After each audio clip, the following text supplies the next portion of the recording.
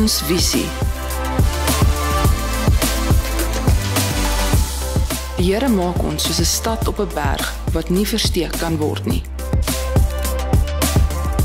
Ons missie. Om elke lidmaat toe te rus vir hul diens tot die opbouing van die liggaam van Christus. Ons strategie.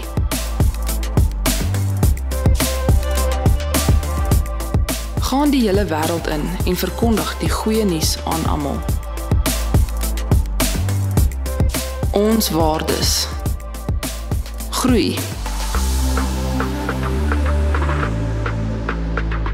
In die beeld van Christus. Konneksie.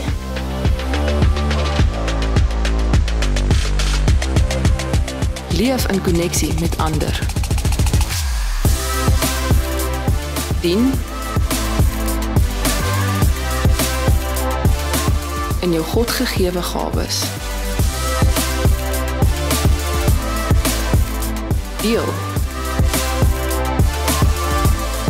Die boodskap van Jesus Christus.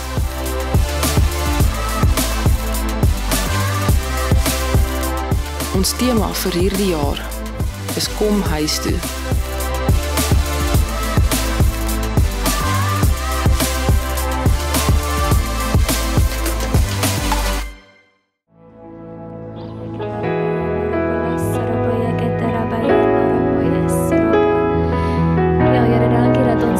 Vrymoedigheid om na U te dink. Ongeag waar ons vandaan kom, ongeag wat die week ingehou het, Here, vanaand is 'n oomblik wat ons na U toe kan draai. Here, net kan verklaar dat U is die koning van die konings. U is die groot ek is, U is die blink môre ster. Here, en ons wil U verheerlik vanaand in hierdie diens. Here, ons wil sing van U weldade, ons wil getuig van U goedheid en U getrouheid. Here, mag alles wat ons hier vanaand doen net tot eer en verheerliking van U naam wees. Want aan U kom toe al die lof. Here, dankie dat ons ook net kan verklaar dat U is gister, vandag en tot in alle ewigheid dieselfde. Here, en dat ons veilig in die skuilings van die Allerhoogste kan wees. Here, dat U vir ons 'n weg sal maak. Here, ek bid vir elke persoon in hierdie plek vanaand om net bewus te wees van U teenwoordigheid. Ek bid dat U ons geestelike oor en oë sal oopmaak, dat ons U sal ervaar vanaand. Here, en dat ons veranderd sal uitstap as toe ons ingekom het. Dat U sal kom en dat U met ons sal werk. Here, en mag U ons hier kom ontmoet vanaand. Dis ons hartsbegeerte. In Jesus naam. Amen. Amen. Goeienaand. Jy is welkom om jou sitplek te neem. As jy nog nie weet wie sit langs jou of voor jou nie, is jy welkom om jouself vanaf voor te stel.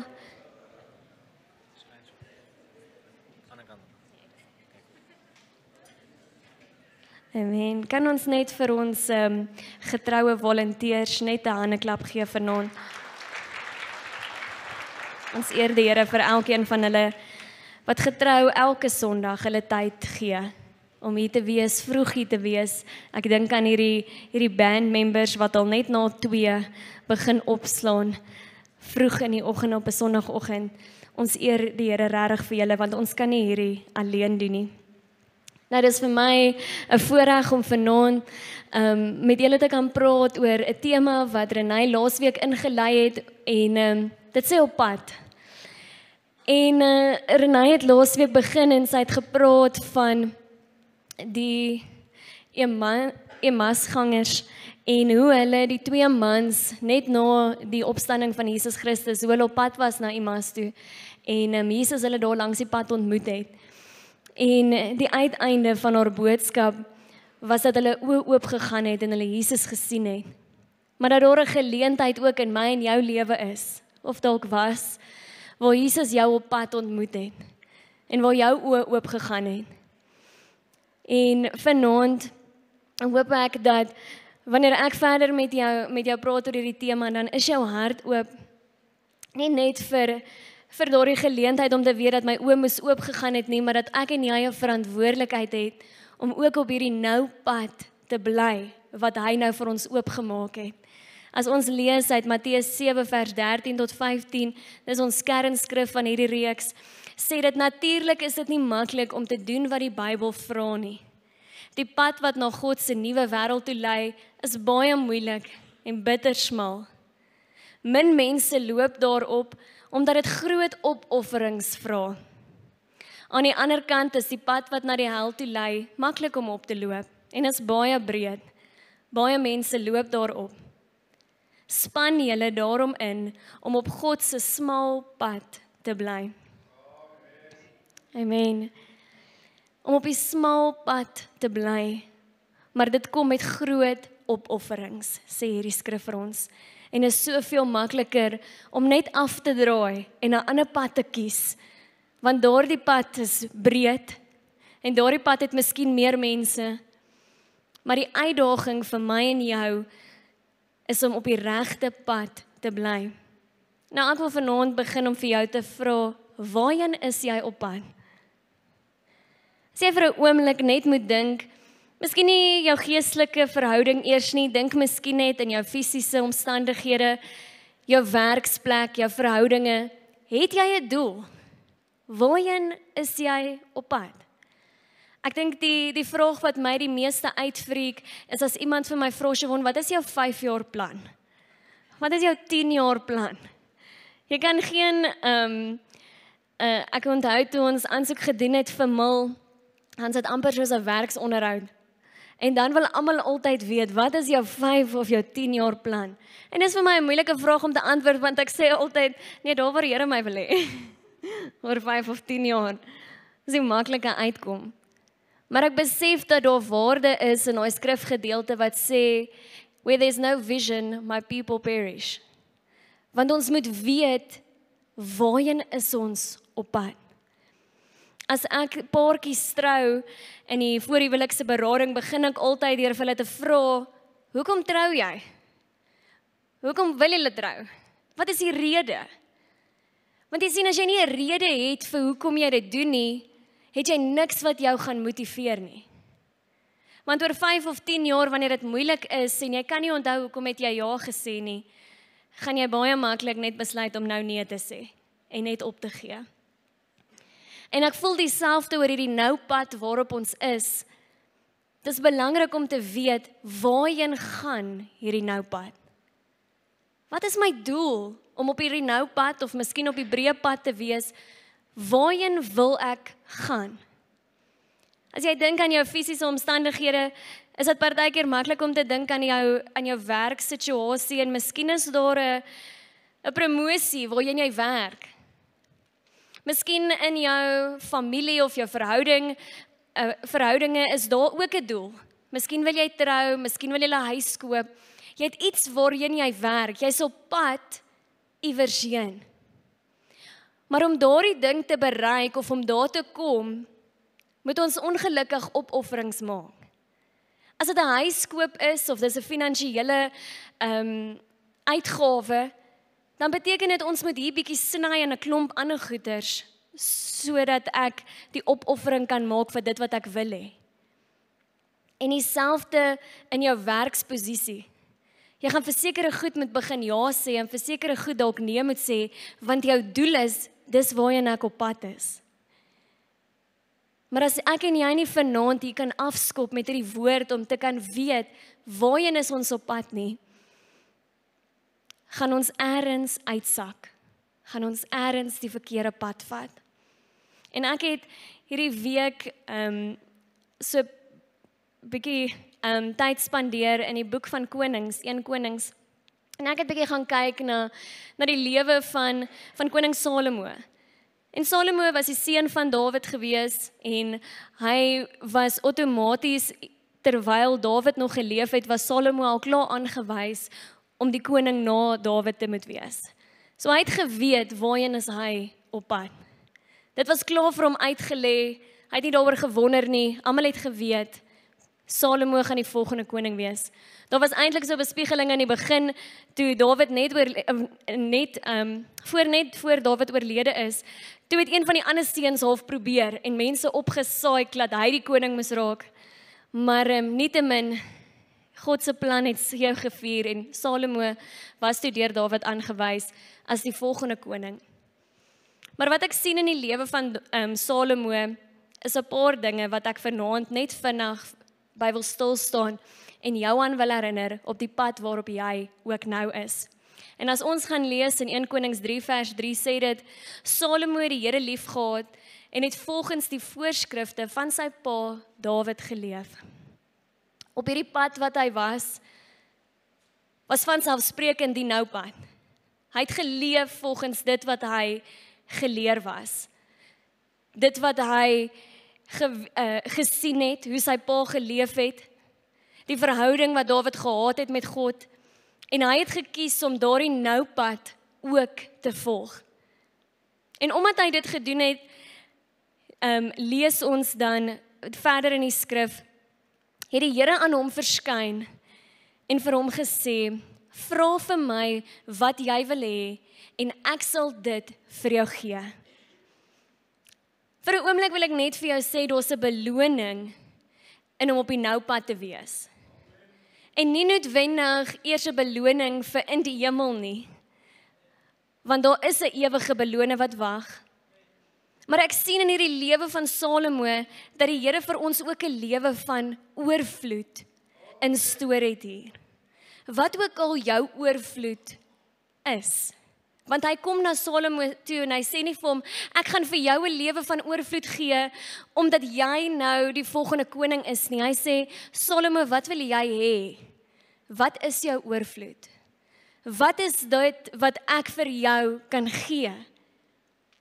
En dan is dit vir my so mooi, wanneer Salomo vra, in vers 7, dan sê hy, o Here my God, U het my koning gemaak in die plek van my pa, Dawid.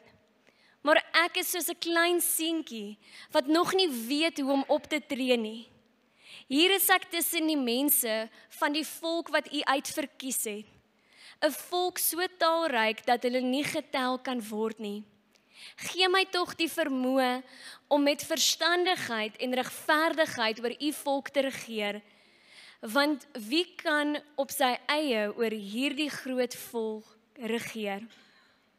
Die Here was tevrede met Salomo se antwoord en hy sê dan vir hom, omdat jy gevra het, nie vir 'n lang lewe of rykdom of dood van jou vyande nie, maar vir onderskeiding om met insig te kan oordeel, daarom sal ek vir jou gee wat jy gevra het. Sê verder gaan lees, is dit vir my so mooi, waar God kom en vir Salomo sê, ek sien jou hart, en jou hart is mooi. Jy kies om op hierdie nou pad te bly, maar jy's glad nie lou nie. Jy's nie op 'n plek waar jy my net halfpad volg nie. Jy's op 'n plek waar dit nie vir jou gaan oor jou vyande, of dit gaan nie vir jou oor jou rykdom en jou weelde en wat jy kan kry by my nie. Maar hier's iets van Salomo se hart rondom dit wat die Here vir my gegee het, wil ek goed na kyk, maar ek het sy wysheid en sy insig nodig. En dit gaan eintlik oor om die Here verder te vereer met dit wat hy gekry het. En ek moet myself die vraag afvra om te sê, Siobhan, jy weet dalk waar jy is jy op pad, maar hier waar jy nou is jy regtig besig om 'n vol lewe te lei waar jou hart uitverkoop is vir alles vir die Here? As die Here vir jou moes vra, as God by my moes stil staan vanaand en sê, Siobhan, jy kan my enige iets vra, wat wil jy hê en ek sal dit vir jou gee? Wat sal my antwoord wees? En wat sal dit van my hart kom wys?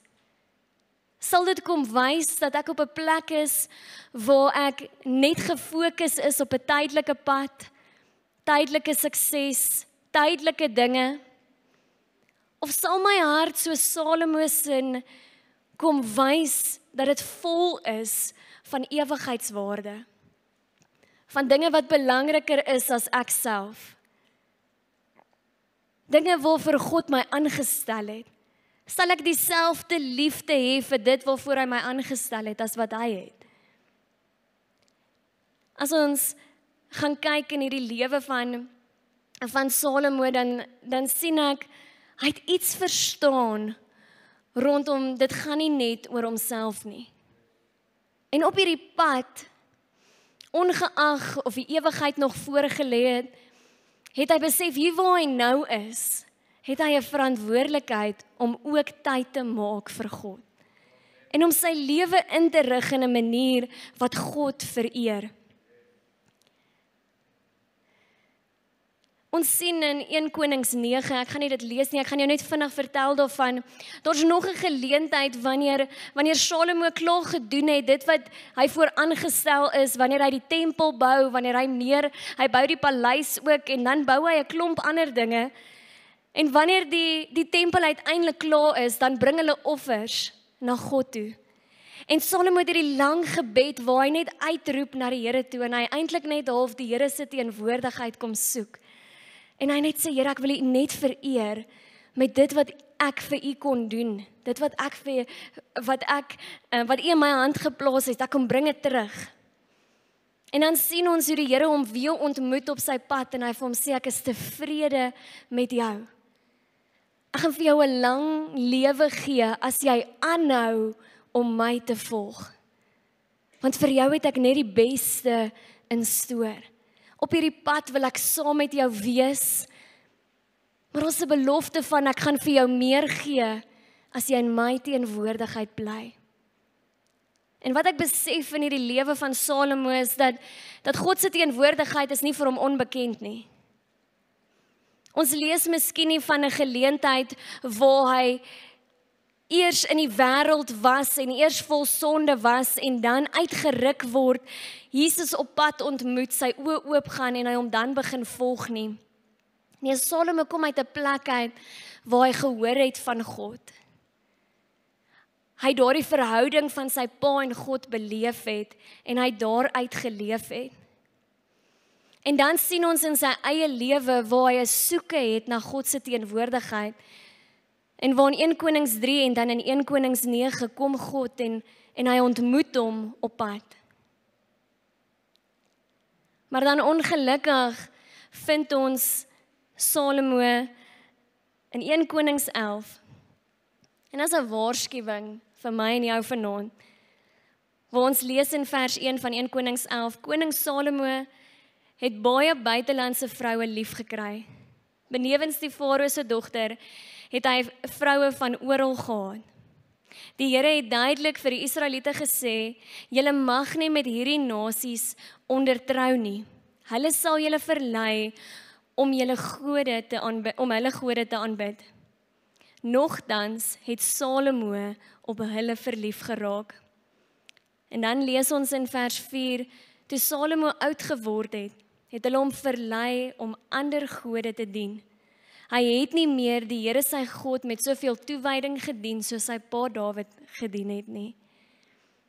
Ewe skielik verruil hy die nou pad vir die breë pad.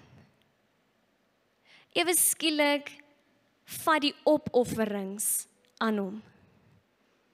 Ewe skielik is daar temptasie oor en oor en kan hy nie staande bly nie.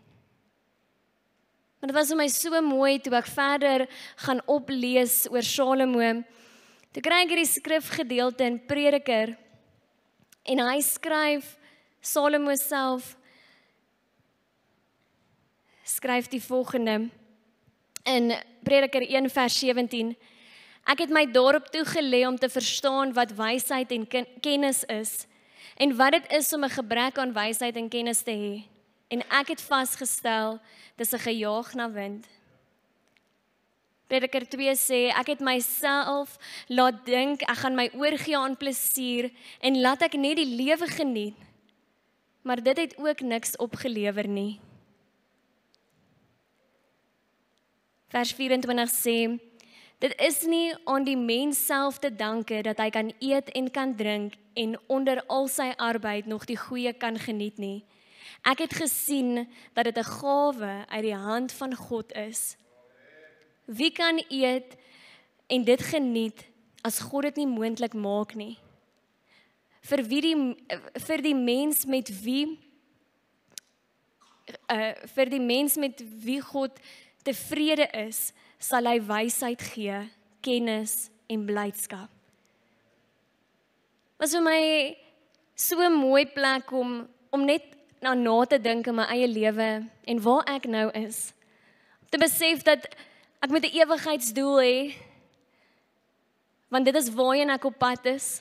Maar ek het 'n verantwoordelikheid in die nou om op die nou pad te bly.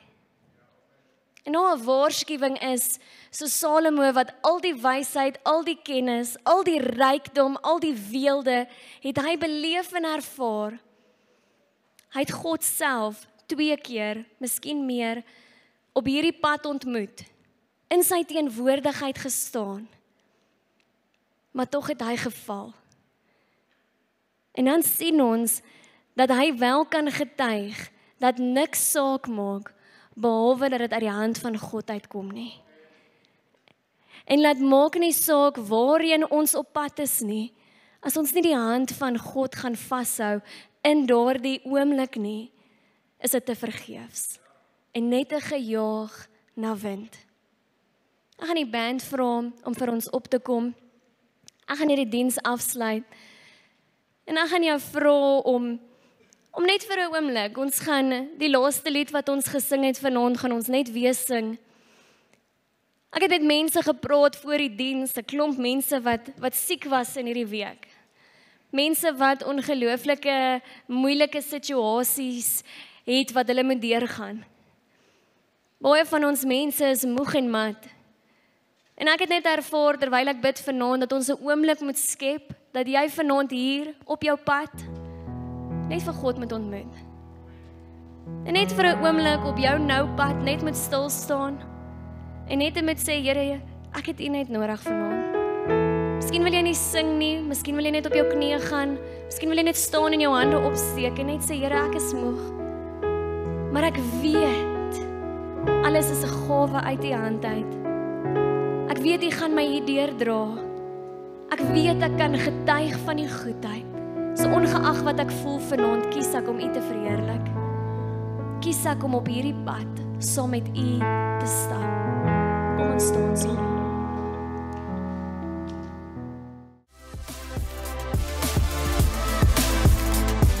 Ons visie. Die Here maak ons soos 'n stad op 'n berg wat nie versteek kan word nie. Ons missie. Om elke lidmaat toe te rus vir hul diens tot die opbouing van die liggaam van Christus. Ons strategie.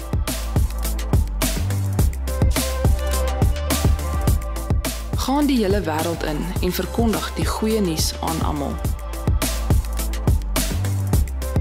Ons waardes. Groei. In die beeld van Christus. Koneksie.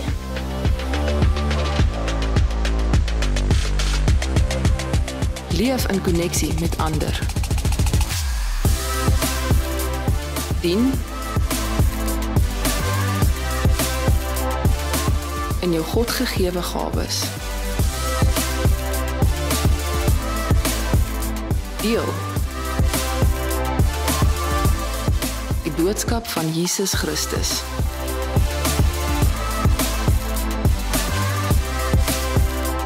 Ons tema vir hierdie jaar is kom huis toe.